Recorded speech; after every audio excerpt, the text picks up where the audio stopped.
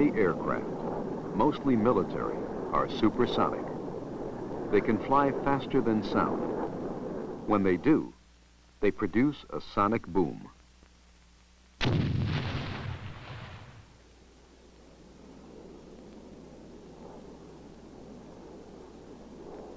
We hear this boom before we hear the noise of the airplane. What makes this sonic boom? And why do we hear the sound of the airplane only afterwards?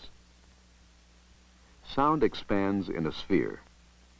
The sound source produces vibrations which travel in all directions as waves of compressed air.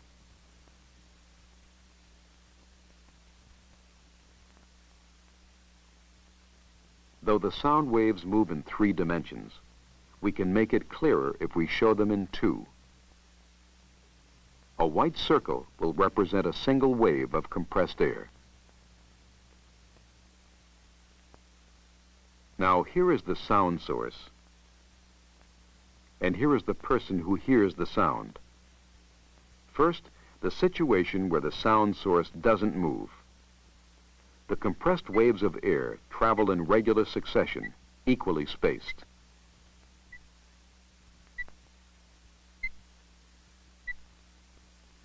The distance between 2 compressions is called a wavelength, represented by this symbol, the Greek letter lambda. This has shown how the compressions expand when the sound source stays in place. But what happens when the sound source is moving?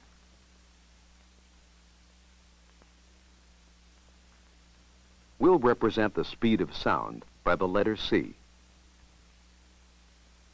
V stands for the speed of the sound source. Let's see what happens when the speed of the sound source is half the speed of sound. V equals 1/2 C.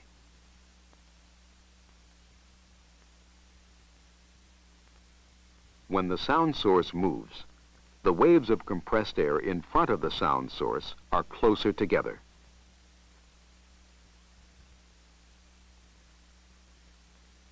This means that the wavelength here is shorter than the wavelength of a stationary sound source. And behind, the wavelength is longer.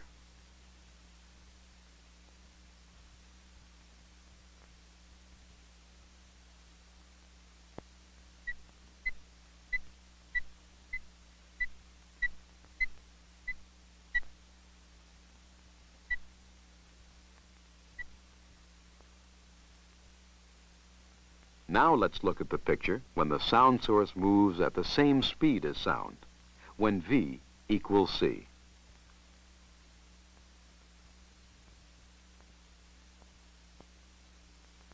The compressed waves accumulate. They will all reach the observer at the same time. He hears a loud boom.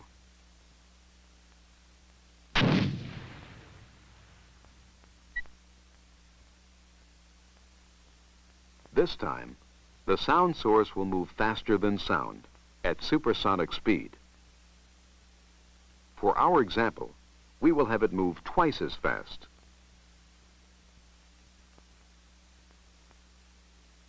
Let's say that the observer is on the ground below an aircraft. The wave compressions now form a cone.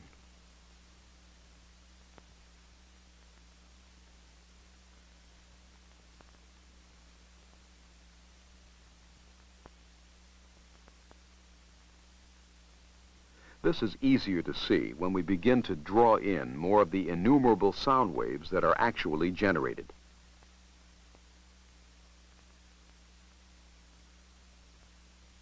The more waves, the more obvious the cone. On the surface of the cone, the compressions are very close to each other. They combine to form a percussion wave, which a person perceives as a very sharp booming sound.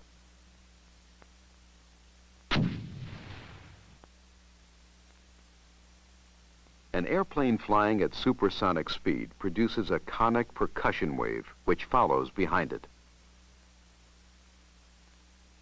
Wherever the percussion wave hits the ground, the supersonic boom can be heard.